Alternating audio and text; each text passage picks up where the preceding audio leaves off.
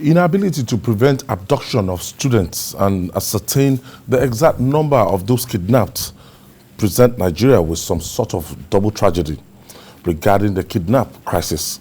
Now, when bandits stormed the federal government college Benin Yauri in Kebbi State on Thursday, the 17th of June, the number of kidnapped school children could not be ascertained. 3 days after, it is reported that about 104 students and teachers of the school are still being held by bandits. Meanwhile, troops of the Nigerian Army rescued 2 teachers and 5 students after a fierce battle. The fight is on for the rescue of the remaining students. GKB, we have this situation across the country, and these bandits, they are running riots across Nigeria, and it's not like an industry. All those people that have been unemployed over time, that have been ravaged by poverty over time, and that's government or, that we've not taken care of. Or the system have not. The system taking care of. These young children, in those days, we call them Amajiri, and now with our porous border across the board, we now have bandits, terrorists now entering into the country. And this is the situation we found ourselves. So across... Some of them are indigenous, don't forget. Yes. And they have people that supplies them with ammunition, sophisticated one at that. Logistics, yeah. Yes, at that. So it's now a big problem. Like you said in your intro, what we are going through is the problem that we've created in the last 50 years. With the level of poverty in a particular part of the country, with the level of indoctrination for things that they think are Islamic, but are not. Because I went to a madrasa. I also went to a public school. So I didn't become a terrorist. So poverty should not be an excuse why people should go into this. So I said your intro was very apt. A lot of people are going into this because it's profitable. And that's why I don't call them bandits, I call them terrorists. Because banditry means you have to eat and go. These people are taking in people. Imagine the level of logistics that you require to take 104 students. Imagine the number of vehicles you require, the distance you have to cover, the number of people that will have to know where you are going. They have collaborators. And a bread seller yesterday was apprehended, and he said he now makes a minimum of 150,000 naira every day from selling bread to bandits. Don't forget, it's just one part of the chain. The people also supply that with fuel. Why they will not be asking for bikes. That means they have a certainty that they will get fuel somewhere. That's why they're asking for motorcycles. Don't forget that not once, not twice, not thrice, we've caught Nigerians and Malians who has admitted that their main job is to provide guns and ammunition to these people. They are not Nigerians. What makes it worse is that, I don't want to use the word kid gloves, that we've been able to take it. If the federal government has used the same level of force that they are using in this particular case to make sure that they no longer have a field day in picking people and disappearing, I think this thing will go down. But what we need to do now, as you are aware, is that Nigeria is a very big country, extremely big. And in that part of the country, there are places you could travel to the distance between Lagos and Ibadan, and you will not see a soul. I will not see a village. I'm talking about a difference of about 120 kilometers. So that's why it's difficult to really put all the blame on the security forces. But like you said, they have collaborators, and the earlier we stop the logistic support, and by doing that, bring forth elements, and then we can solve this problem. Or else, we are in this for a long haul. Today, earlier this week, I even saw your Facebook posting, as in I saw some minors that, they were apprehended. And you begin to look at teenagers, and they were carrying AK-47 rifles. And I felt very, very bad that we even have our young men around this very, very annoying practice? Yes, I can hear you. It's what people have to live with. Some of these boys have been living with these bandits in the forest for many years.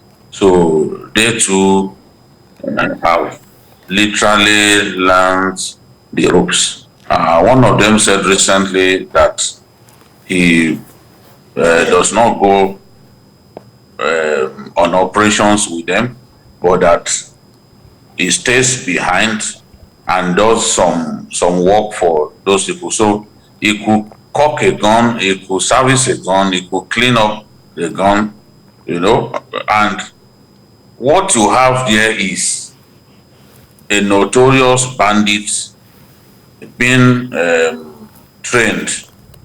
So what you have is a little boy being groomed to become a notorious bandit, and it's so bad. We've got to find a way to eliminate these bandits from our forests. We've got to find a way to stop them from attacking our schools. These children, including the little boy that you were talking about, ought to be somewhere in school. The two fellows who are the little boys who are Yes, that I told you that I was asking today. I saw that post and I don't know, maybe you saw it. I saw it. I saw it's unfortunate and it resonates because I remember what happened in Liberia and Sierra Leone with key soldiers who have been deadened to the glory of taking human lives, that they just assume it's like a little child playing with the toys, and they just assume that killing people comes naturally. The level of trauma they will go through in later life can only be imagined, because a young boy like that at that age has been influenced by his environment so much that there's nothing you can do as a state to bring him back. You almost always go back to that lifestyle. And that to me is the danger we face down the line. We are creating a new set of bandits who are very young, who are under 12. That means that we expect to still be fighting banditry in this country in the next 10 years. That's what this emanates from. So the point Jide is trying to make is that if we do not quickly nip this in the bud in such a manner to ensure that we don't create monsters, these monsters will consume us down the line. Because when you look at what is happening down, we even have some of them coming down south, and some youths down south are also in the business of kidnapping. Yeah, they first become informants. That's the first step. They inform. They serve as lookouts. That if you are going and they see that, okay, maybe this boss has a number of people that they can be kidnapped, they will send the signal. And then they graduate from that to doing the small stuff, maybe cleaning the guns and all that. Then they move on to going on operations, and they to become leaders in their small cells. I keep telling people, especially people in the Southwest, they think that I'm just being parochial. If you have two hands and you can drive a car, that means you can open your own gate. A lot of people you are using as domestic staff are informants and cell leaders of these things. And the danger here is that people will keep quiet and just pretend all is well. If you can open your own gates, remove it. So give you a chance to walk, to park it to your own house. All these unnecessary middle class mentality must stop, because you are inviting danger to your own home under the pretext that you cannot do certain things or you are too big to do this stuff. So what we need to work on, like Jide said, is on two things. Make sure that we end this banditry quickly before those boys become men. And second part is to ensure that things don't lose away on things we need to do. Unless you do those two things, I'm afraid that we are in this for the long time. And when you want to look at funding, they seem to be getting their way around, because people pay ransom. So it has now expanded that industry. So it is a business. It's growing from leaps and bounds. And I will not be surprised if corporate Nigeria is also part of it. Because you cannot be moving that kind of money around without some sort of official line. What the Americans will call laundry. Because you cannot be taking 100 million, 150 million, and it will just disappear into thin air. It's not possible. Outside the bank? No, something, because that kind of money will resurface. Somebody somewhere will come into new money and it will show. But in Nigeria, it seems to disappear, and there are things we cannot see on television that people are telling us from certain parts of the Barakpa about certain, and I'm sure you know, that we've been told that some of these people behind this kidnapping are people who have official cover. It may not be true, but that's the information we have from that access. There are people who live in certain government infrastructure who have access to guns, and the people who commandeer or who make sure these things happen in those areas. And I will not be surprised, because there's no way 50 million will disappear into thin air without trace. It's not possible. Obade, just when we have a friend, he calls us from Kano, Sule Yauri. He complained last week. He said in Kano right now, they've discovered a strange development in real estate. There's people coming to Kano and they are purchasing houses worth 200 million naira, worth 100 million naira, and that is cash. They are paying cash, and they're suspecting that, look, this might be a proceed of banditry. I cannot agree less with GKB earlier. You know, I met him making a point about these people having some kind of official cover. You know, in a system like ours, and you are moving such huge amount of money in cash from one point to another, I think it leaves a lot of questions hanging in the air. It tells us a lot of things about how porous this system is, and whether we like it or not, whether we want to agree or not, it goes to give credence to the fact that the banditry business, so to say, the kidnap business, the criminality, the business of crime is really thriving in this country. And that is why you can, you know, your guess is as good as mine. Ayo, you've been working as a journalist for how many years? I don't know if you are able to pull 200 million naira together in cash and move from one point to another without you know, having to dig your hand into the cookie jar. So I think it's a big indictment on the people in charge of this system, that if such an amount of money is being moved from one point to another, and this is not the first time that I'll be saying on this platform that, look, the business of kidnapping, the business of banditry and what have you, is much more organized than what we are being told, than what we are seeing on daily basis. So a lot of people, some people somewhere have some immunity, so to say, as regards this criminality, and until the people in charge really, you know, put their hand on the deck to arrest the situation, we may not have seen anything yet. I think for a long time we allowed it to fester, because if at the inception of this thing, at the start of this thing, if the government has taken necessary steps to nip it on the bud, I think we are not going to be where we are now. If Governor Matawale is saying that in Zamfara State alone has over 30,000 bandits, and look at the number of security men we have to contain, you know, this menace. Well, the first thing, of course, you know that there are 5 stages of trauma, and denial is the first one. We've been in denial for so long that we find it difficult. Now we are in the process of acceptance, and we cannot do, unless we get into acceptance properly, then we cannot really find a solution to our problem. For many years, the Nigerian government of all sizes always like to pretend that all is well, that they are in control.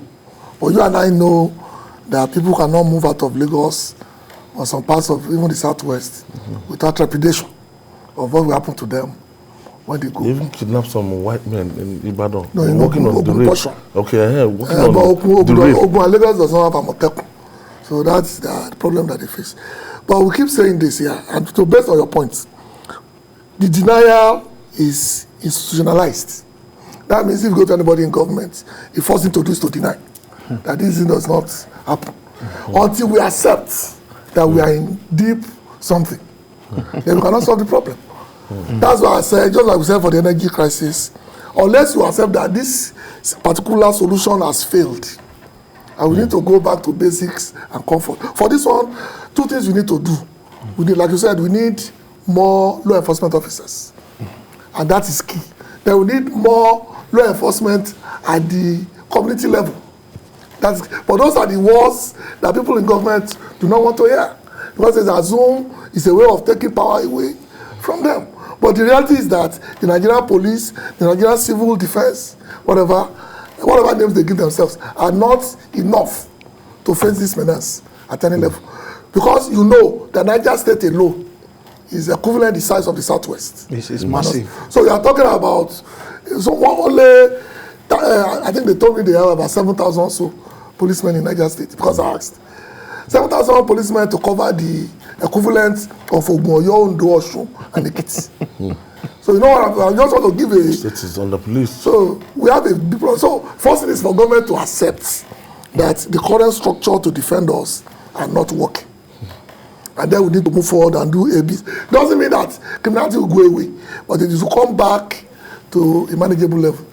In some areas, there are running riots, as if there's no presence of governments. Anarchy. You know, they are running riots, doing their things, and even villagers, people, they know them. They know them, they carry guns all around, and they carry out their nefarious activities. Nobody is there to intervene or control them.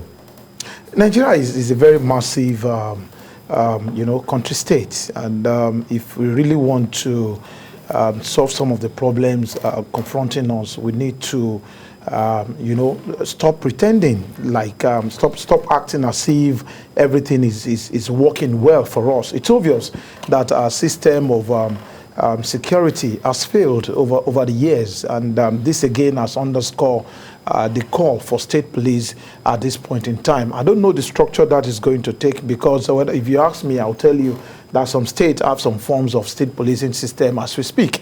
GKB just mentioned Amotekun earlier on. It's a form of state police. But how much of result have even Amotekun posted since their inauguration? Amotekun is in Ogun State. He said Amotekun is in Ogun State, but I don't know how much result they have been able to post. Do they have the wherewithal to confront these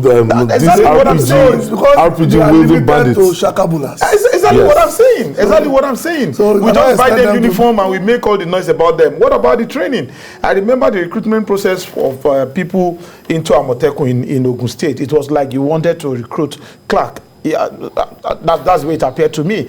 You want to recruit people that will confront, criminals, hardened criminals, and you are just bringing in anybody anyhow into this. I don't know the level of training that these people received before being given the uniform, but I think the chief executive officers of this state really need to do much more. And the people representing us at the National Assembly also need to go back to this idea of state police. I don't know the structure it's going to take, but I think that system is long overdue.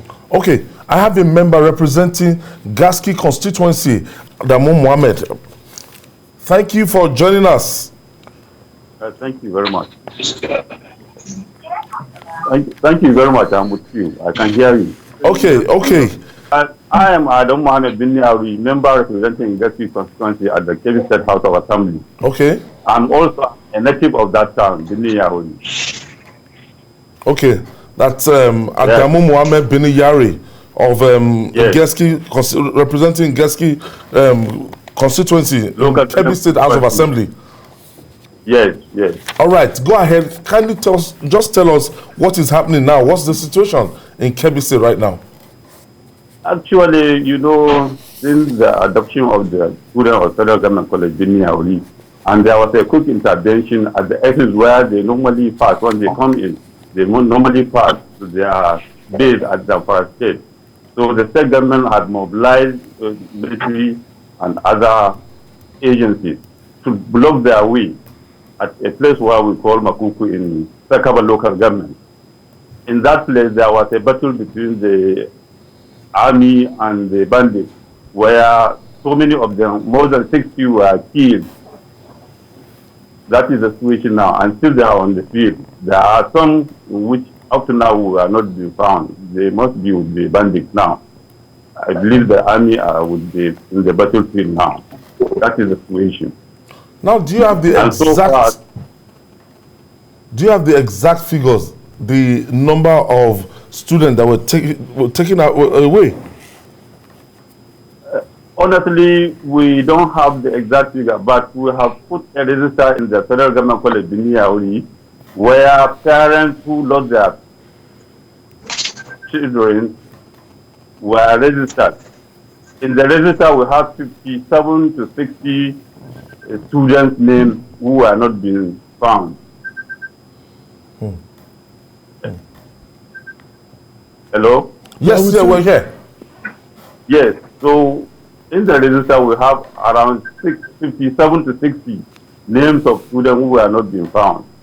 That is the exact situation. That is the register we have in the federal government college, Yauri now. At what point in time do you start noticing the activities of bandits in Kebbi State?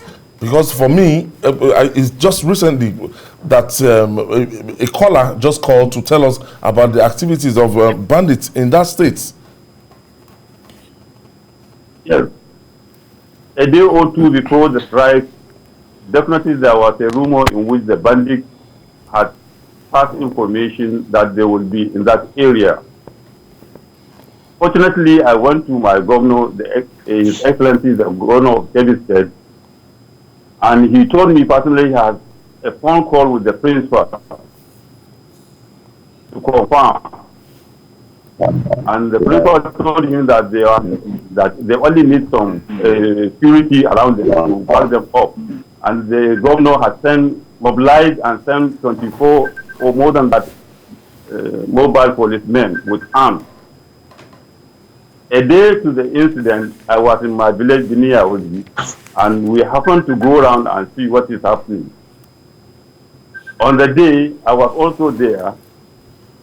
We had a notice that they are coming because there are surrounding villages whereby if they pass, the villages will phone us that they are coming, Up to the extent they have reached the school. So when they were in the school, we had already mobile policemen on the ground. They engaged them. During the fighting, we have only 24 mobile policemen where the bandits are more than 200. And you know how armed with them. Yes.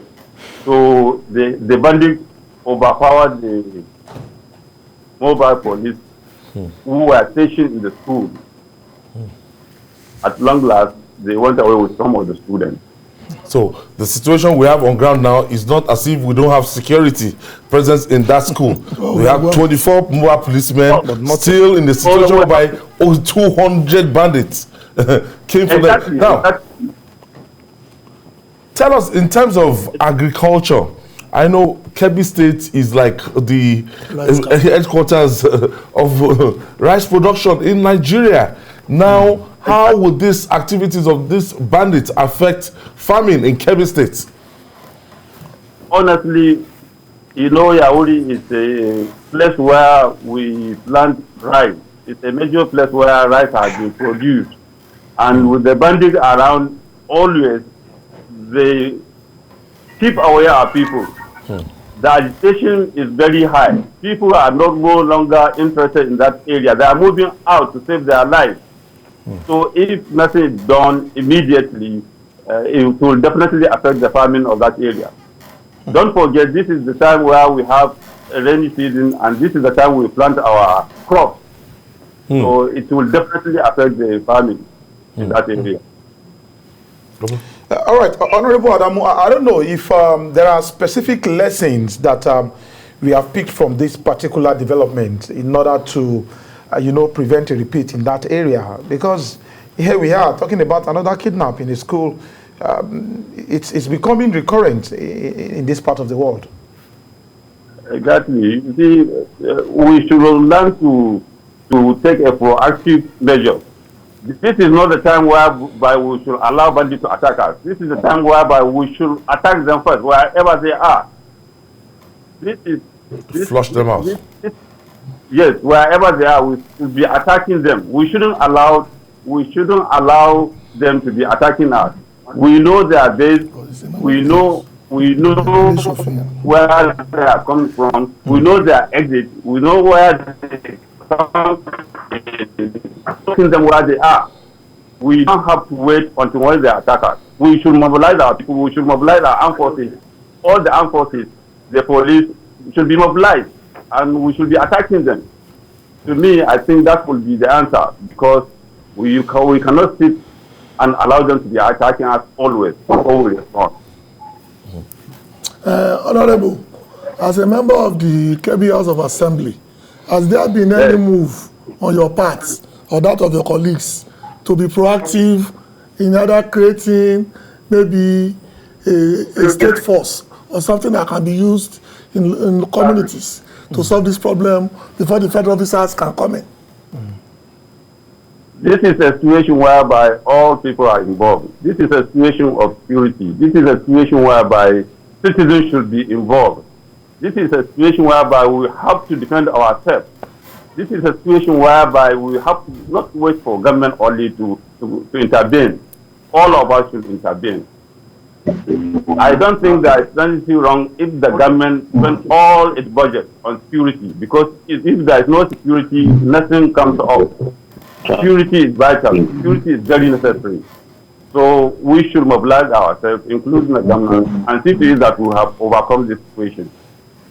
I wanted to ask you that so far, these people, bandits, have they reached out, and what is the government of Governor Atiku Bagudu doing to make sure that they kind of, I don't know, maybe what the policy, his policy is going to be, maybe pay ransom or rescue these children? You see, the governor of Kebbi State, Senator Atiku Bagudu, has tried, because within less than 24 hours, he has acted. He has mobilized military men to block the axis. He has also mobilized, I could remember there was even some private jets which were contacted to fly over within the zone just to get the information and pass it to the Grand Army. He has moved around. A day after he was in the scene, he visited us in the village. We were together. We have gone around. He was committed. We even moved up to where they were blocked in Sakaba local government. So the governor has tried, honestly. He had the political will. He had the commitment. Honorable Adamu Mohammed Beni Yauri from Ngaski, representing Ngaski constituency at the Kebbi State House of Assembly. I want to say thank you for your intervention. Gentlemen, we're talking about the root cause. I don't know, maybe Jide is back on the line. The root cause of this, how did we find ourselves here? And now talking in terms of solution. Because Governor Nasir El-Rufai was quoted to have said that, look, these guys, especially the headers, making maybe a minimum of 150, 200,000 naira per month, now is into something very lucrative that pays 200 million, 100 million, and it's going to be difficult to stop that kind of lucrative business. That is untrue. Okay. That's a fallacy, because we have poor people everywhere. I know people who have lost their jobs. They find it very difficult to even feed their families. They've not turned to banditry. They've not turned to kidnapping. The problem with our ruling elite is that we tend to grandstand for areas where they are supposed to be held liable. They want to push the blame to somebody else. It's not the fault of the other when the other has been under pressure for the last 40 years.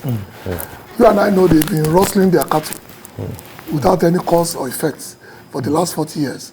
We know that in some states, they not only will they rustle their cattle, they also kill them at a point.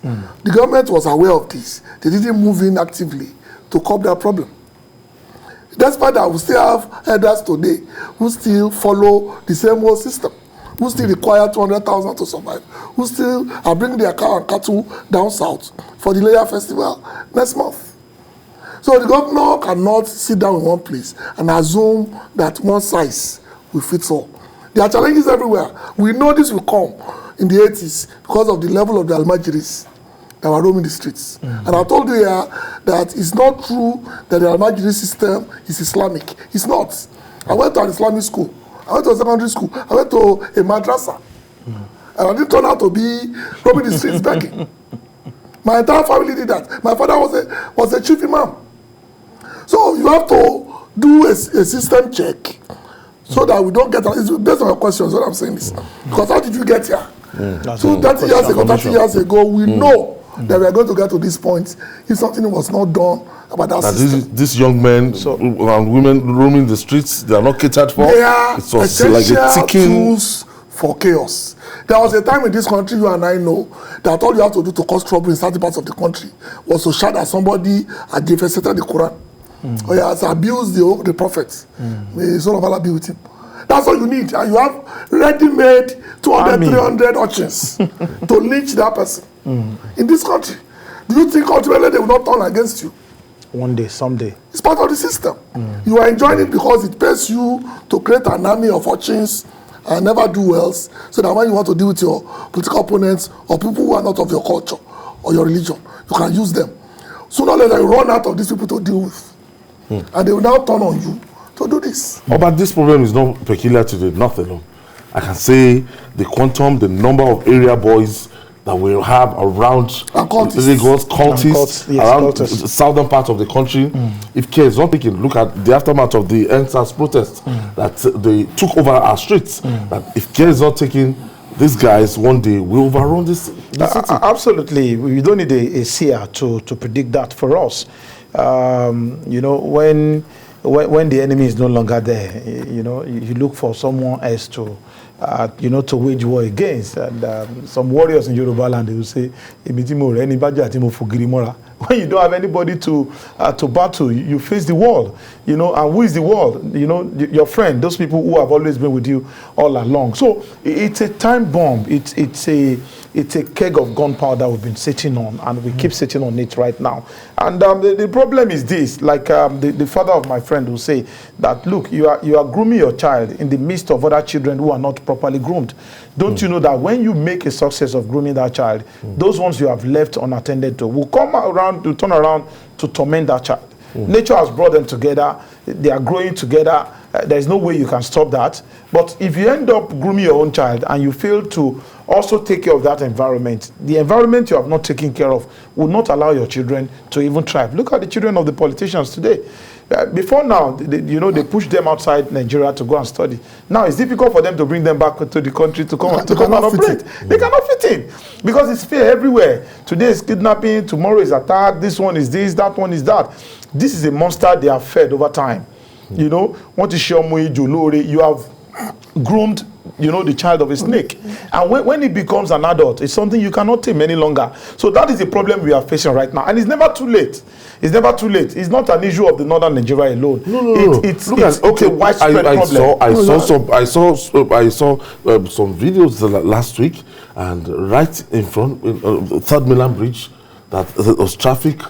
These guys took over everywhere. They are not, and they were robbing. They are not. They were robbing. They are not afraid again. Broad daylight. They come out. Traffic. Notorious. Robbing. They knock on your glass. Yes, if you don't mind that, they just show you. They'll brandish that thing. Everywhere. Traffic everywhere with confidence. Sometimes these guys, you think that they want to come and beg.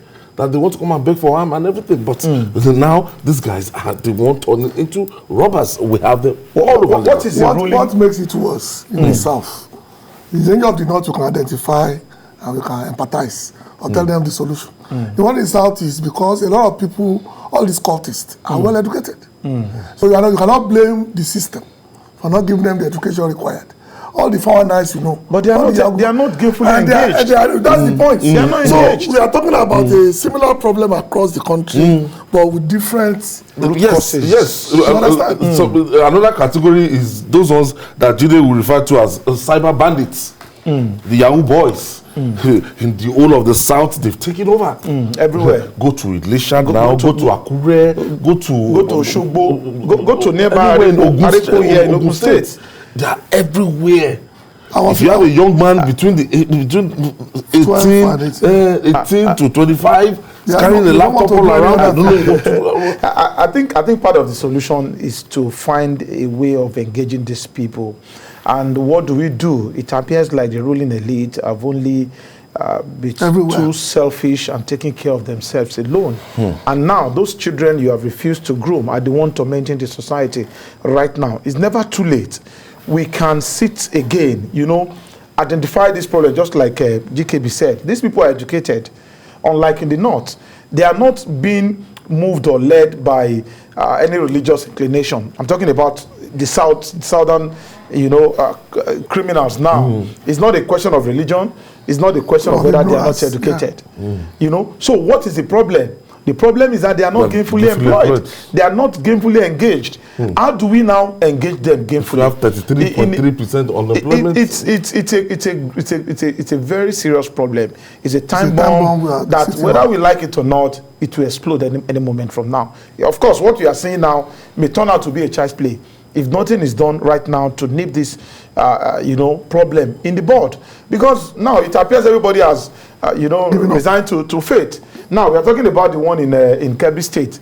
The other day, Mr. President came around and said the particular kidnap somewhere in the north will be the last kidnap of school children. And in less than a week or 2 weeks after he made that statement, those criminals came again and struck in another school. They didn't get the memo.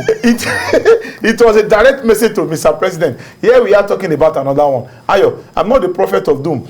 Maybe in the next 2 weeks or so, we'll be talking about another kidnap of another sub-target somewhere. So what are we doing beyond talking about this problem? The honorable member of the House of Assembly was talking the other time, and GKB was asking him a question that, what specific actions have you taken?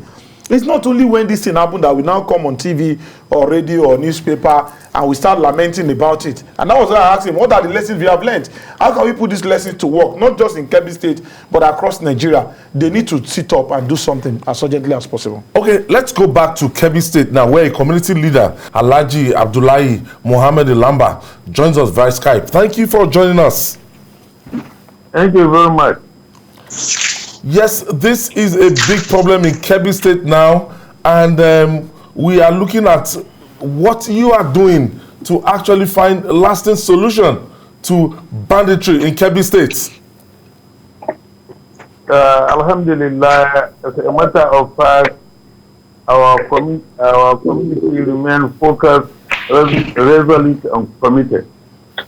All our volunteers who sacrifice their lives and the time to save the life and the property of the citizenry of the area are committed. So let me first and foremost express my sincere thanks and appreciation to our gallant military, paramilitary, and volunteers for their joint task force to make the situation a reality. And I think it was the first time in the country without any fear of contradiction, I can say that such bandits are decisively attacked and positive results is coming gradually. We are told that some of these bandits, they connive and collaborate with insiders, traditional leaders, community leaders, and people in your community. Have you seen anything like this in Kebbi State? I cannot precisely say no. But there is no any evidence, directly or indirectly, for us to justify that claim. It's a mere speculation. What is happening in other states should not be closely associated with what is happening in Kebbi State. We are very disciplined, we are united, we are together with our traditional rulers, and we remain committed to fight this bandit problem, and by the grace of Allah, we shall certainly get to the right destination. Tell us how this will affect or has affected farming in Kebbi State. No, globally, you know, issues when they say that this banditry activities, people will become scared. They cannot even attend their normal responsibility, either going to the farm, especially this time when we have the rainy season time, and people going to the open market, they become scared. So in such a situation, all we want to do, we resort to a campaign of drawing the attention of the care people within the community to remain adamant and report any element of such suspicion, and we should certainly mobilize our teaming youth and elegant boys who are committed for this crisis to see that we subdue it to the best of our capability. Now, do you have local vigilantes? Do you have, apart from the police that you have around in Kebbi State, do you have your own local vigilantes? Local vigilantes are virtually everywhere in Kebbi State. That's why for long, actually, he has never even closed Kebbi State. And they remain alive, active and committed. And they are really watching every look and training, and by the grace of God, we shall certainly be on the top of whatever.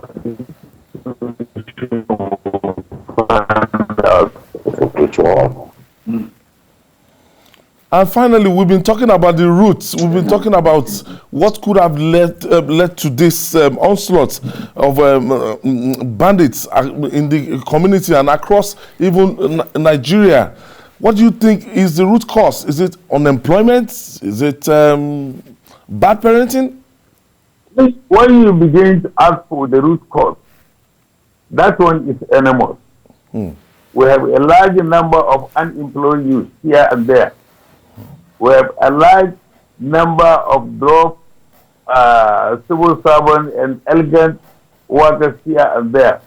And as a result of that, you find that large number of boys and girls are coming out from the universities and polytechnics, both monotechnic and polytechnic, and they are rendered jobless notes. And even within the academic system, they have not been trained to be self-reliant, to be able to take care. So you find that people are very redundant, virtually doing nothing, and they can be dragged by any unscrupulous element to find in this type of thing.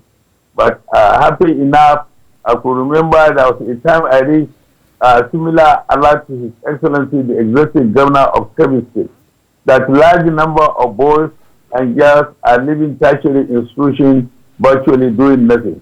There and then he gave an outright approval to Honorable Commissioner of Education to recruit over 2,000 boys and girls, which was done, and I was part of the recruitment, and they are already being employed. And similar arrangement is being done to make sure that much more are really engaged, so that it needs to reduce the situation to the barest minimum. I want to thank you, the community leader, Dam Madani Yauri, as Alhaji Abdullahi Muhammadu Lamba. Thank you for your contribution. Thank you.